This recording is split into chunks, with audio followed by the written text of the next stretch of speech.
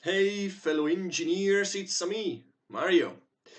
Sit down and relax because today we're going to have another beginner's guide special. This time about Barrage. And spoiler alert, Barrage has been my favorite game along with Great Western Trail for the last 3 or 4 years. Basically, since it came out and it was available retail. Because I wasn't one of the Kickstarter guys, and I was lucky with that because the game had some problems from a Kickstarter point of view. But yeah, today we're going to talk about strategy. So again, if you want to know the rules, you better find out a different video. Today we're going to go a bit deep. I wouldn't say too deep because Barrage is so deep, there are a lot of things to talk about. But today is going to be just a beginner guide with some tips, a main frame, so that you have a good way to frame the game and know how to play it.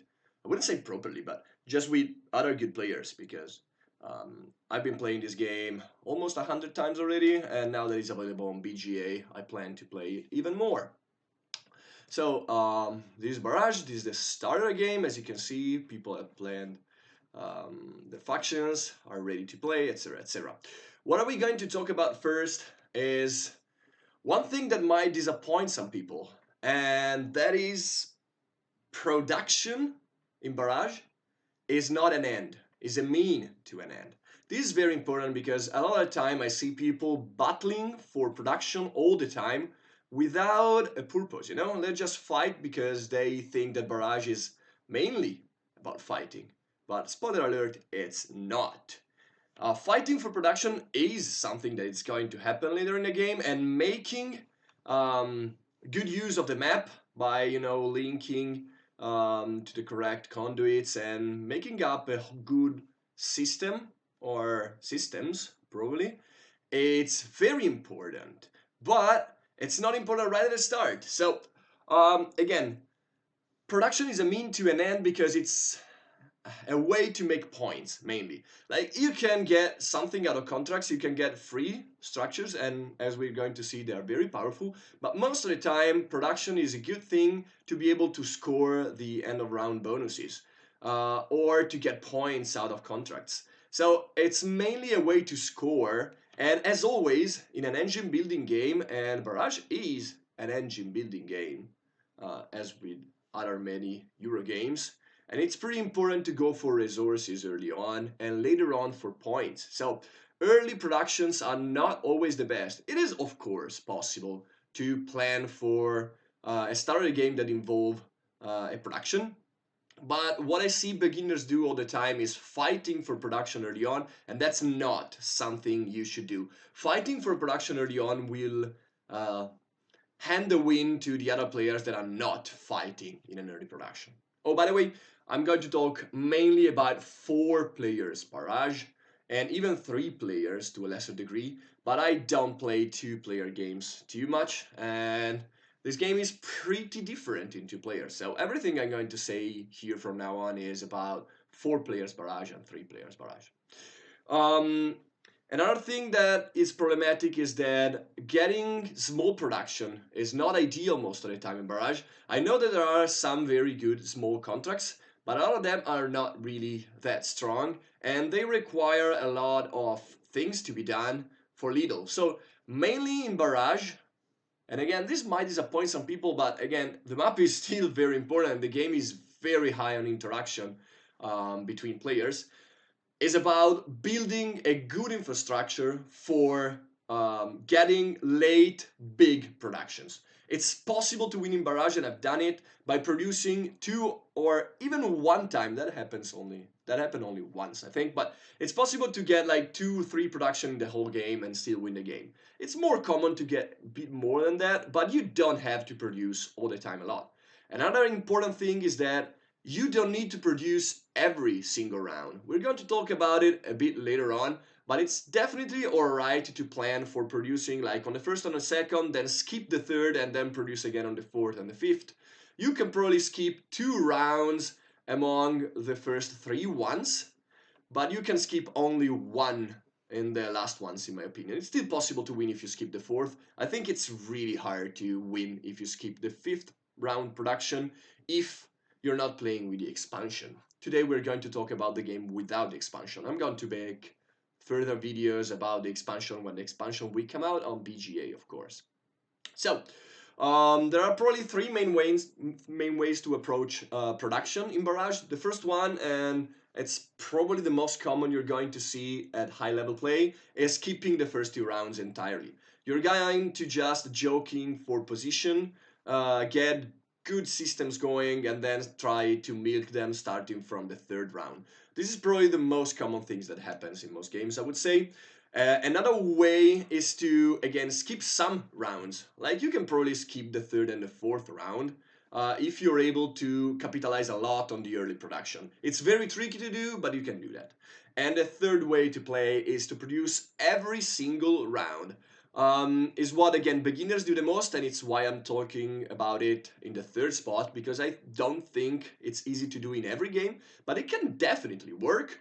Mostly what you're going to do is produce every round, get a lot of points from the early bonus rounds, and then do some little production on the third and on the fourth, and then produce again big on the fifth round. That's what happens the most, in my opinion, if you try to produce every single round. So don't compete early on, and try not to put too much emphasis on the early and on the small productions. It's better to go for bigger production later on, which leads us to building structures is paramount. It's very important to unlock income in this game. Income is below your structures, and you have to build a lot to be able to do that regularly. So one big tension that is built into Barrage structure is that you can build in lines and unlock income, in rows or lines as you prefer, or you can build in columns to be able to produce. You can do both. You have to do both actually to compete, because you have to unlock good incomes. I think in most of the winning games you're going to unlock 7 incomes, so that means 2 entire rows emptied. But I was able to win with just one line completely empty. I don't think it's possible to win without unlocking any 7 points income, but I mean, the game is still ready to be explored. So building a lot is important because it's going to give you resources early on, extra max, extra coins, extra spins, and it's going to give you points later on, which is exactly what you need in a game that is about engine building. One thing you should probably focus on, this is another small secret you might not know if you're a true beginner. You should focus on bases and elevations. Bases and elevations are really important for different things. Bases are really important to be able to secure some spots. You want to build on red spots early on. I know it seems costly, but it's very important not to be completely cut out of a game because some players builds above your dam, so you're going to get screwed by that. It's fine if they build in other basins because they have to invest more resources into that, so they have to sacrifice more. But if you build something like a good dam here, like a level 3 dam over here, and somebody builds another one over here, they just need 3 coins more, and that's all. So it really sucks. So use the red spots to build early on if you need to unlock good positions. The lower spots are mainly to unlock income, in my experience overall. So use the red spots a lot, if you plan to use them at least. So bases are important because they are going to reserve a basin, basically. So if you build a dam over here, it doesn't matter if somebody will build the conduits. You are going to find a spot for a powerhouse for sure. Powerhouse spots are normally a lot, unless you're building in the mountains.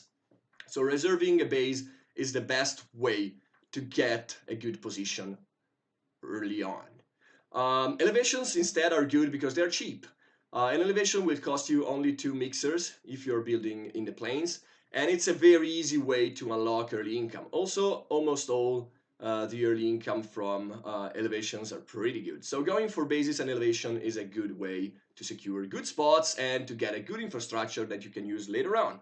Conduits are good to produce, of course, as power plants, but I wouldn't say that in most games you have to focus too much on conduits, unless, of course, there is a reason in the round bonuses. So battling for good positions Battling for the planes basing especially is what you're going to see in a lot of Barrage game once you get good at it. Another pretty important thing, so we have talked about production, then building. Now we're going to talk about planning ahead. Barrage is a game that rewards strategy a lot.